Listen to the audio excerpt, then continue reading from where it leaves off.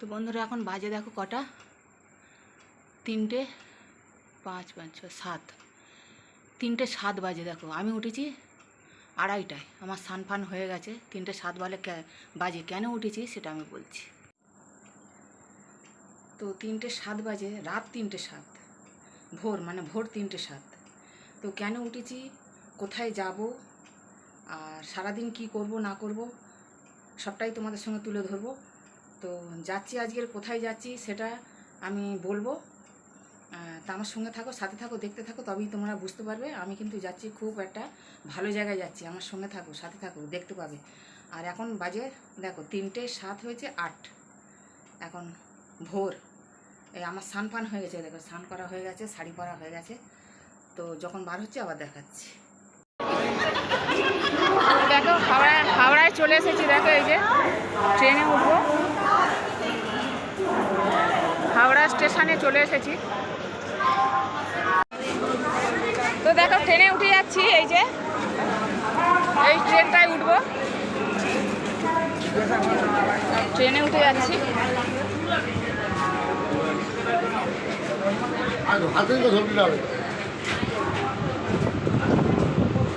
ট্রেনে উঠে গেলাম।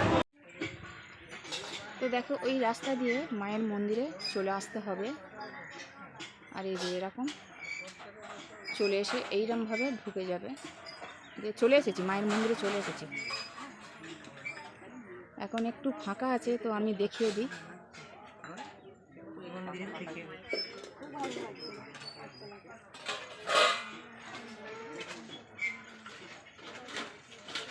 কৃষ্ণকালী মাকে, এই যে কৃষ্ণকালী মা। আর মন্দিরে এখন মা আসেননি, মা চলে আসবে 8:30টার সময় চলে আসবে।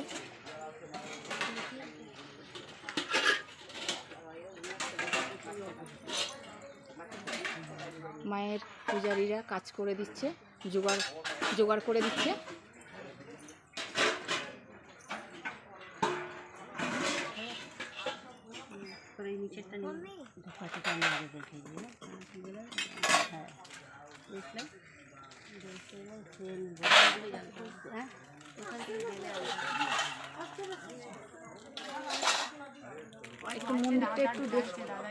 একটু মন্দিরটা দেখিয়ে দিই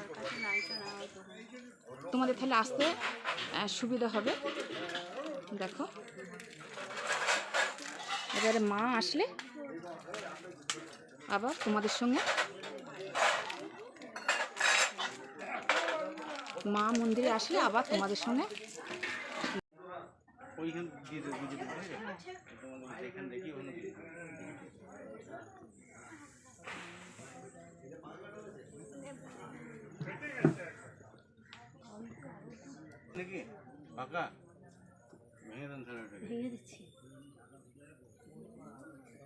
দেখি বাবু, দেখি। হ্যাঁ হ্যাঁ তেল তো হবে না, নাহলে হ্যাঁ তেল দিয়ে দিই।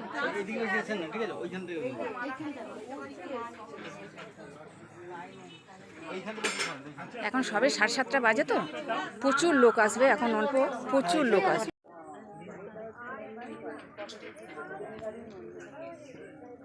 সরে যাও না, বাজাও।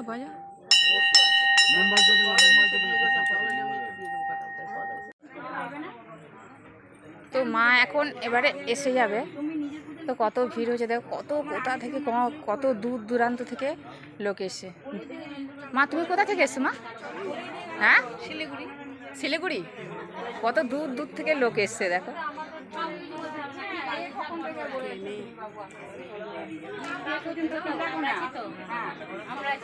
টাটা দাও। দেখো সব এখন বসে আছে। তো অনেক দূরে থেকে লোক এসছে। মা কোথা থেকে এসছো মা? তারকেশ্বর, ওখান থেকে অনেকটা। ও তাহলে চিন্তা করো। আর তারপরে নিয়ে চলে গিয়ে থানা জংশনে আমার বাড়ি ওখানে রেখে এসেছিলাম। তখন এসেছি, নিজে লাগি, আমার কি সমস্যা ছিল বললে? পেটের সমস্যা, পেটে গন্ডগোল, ওষুধ খাচ্ছি তবুও খুব একদম ভালো ছিল না। এখন সেই থেকে আমি অনেক ভালো, একদম অনেক ভালো আছি।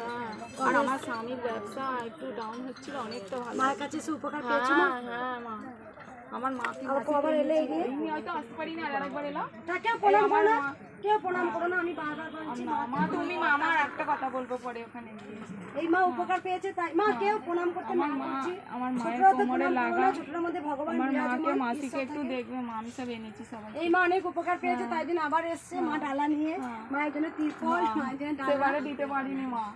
আর কোনো ভক্ত উপকার পেয়েছে মা? আমরা প্রথম এসেছি, হ্যাঁ মায়ের জন্য এসেছি। আর কোনো ভক্ত উপকার হয়েছে? জুনু বলো। উপকার হয়েছে তো? আচ্ছা বলো তুমি। এত নাড়িয়ে দিচ্ছে। মায়ের নাম শুনে ডেকে এসেছি। আগে এসছিলে? আগে এসছিলে মা? নামডাক করে আমি ইউটিউবের, আমি এই দুদিন আগে দেখেছি, কিন্তু আমাকে ইঙ্গিত দিয়েছে যে আমাকে আসতেই হবে।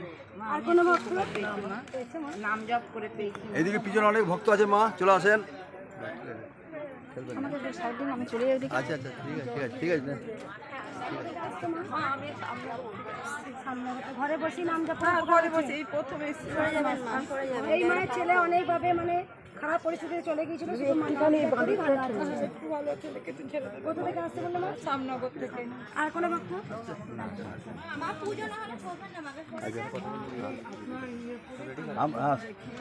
স্মরণ করে এসেছি। হ্যাঁ হ্যাঁ হ্যাঁ ঠিক আছে।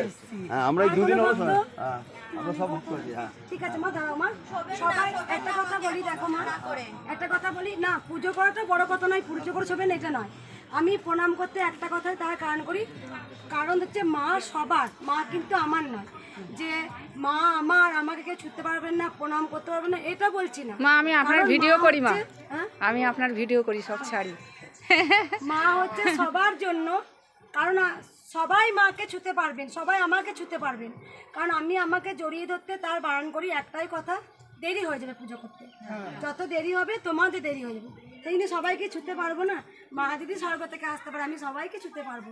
ছোঁয়াটা প্রণাম করাটা বড় কথা না, কারণ তোমরা অনেকে বয়সে বড় আছো, তারপরে দেখবে তোমরা আমাকে প্রণাম করছো, তোমরা যে যা মনে ভক্তি শ্রদ্ধা রেখেছো, মঙ্গলা মাকে ভালোবাসো, মঙ্গলা মাকে তোমরা ভক্তি করো আমি জানি, আর তোমরা এই যে প্রণাম করছো না, আমার দেরি হবে, অন্য কিছু নয়।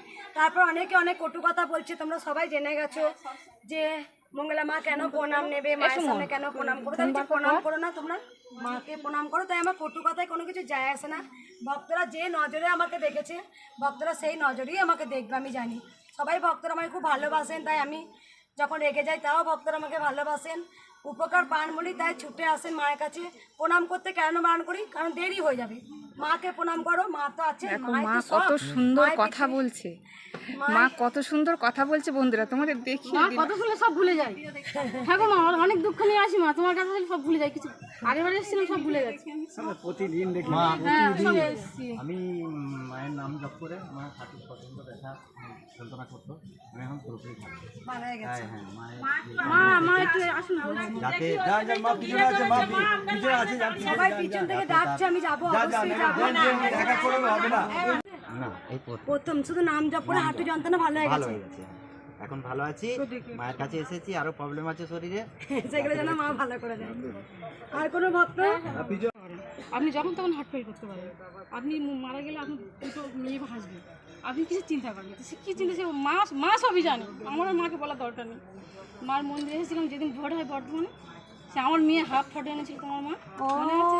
আমি তার মা, মেয়ে পরীক্ষা হলে আসতে পারিনি, এখন মেয়ে খুব চিন্তা করছে, বলে মা আমি পরীক্ষিত করে মা সব ভুলে যাচ্ছি, মা তুমি একটু কি মাকে বলো। 10 বছরের রোগ ভালো হয়েছে তোমার? 10 বছর, এবার 10 বছর ধরে হাই প্রেশার আমার, এই 5-6 দিন আগে প্রেশার মাপতে গিয়েছিলাম, ভয়াবহ প্রেশার মাপি না, প্রেশার মাপলে হাই প্রেশার বলে ডাক্তার, আরও টেনশনে শরীর দুর্বল লাগে।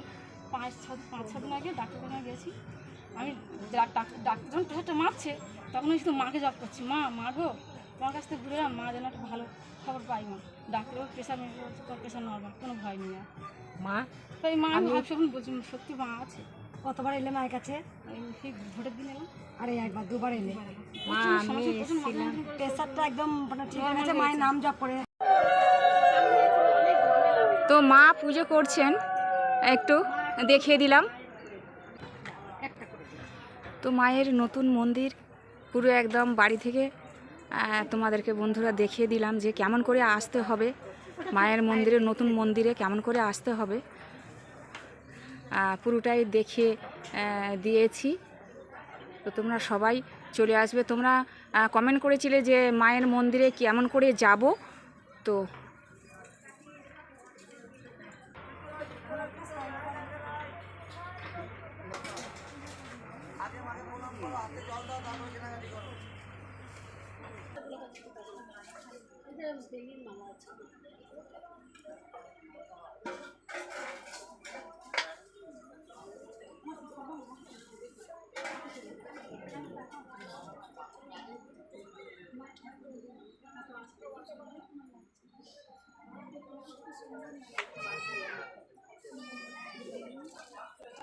বুঝতে পারছে না, পাগুলো একটু কেমন হয়ে যাচ্ছে। কত বয়স হয়েছে বাচ্চাটা? 1 বছর হচ্ছে।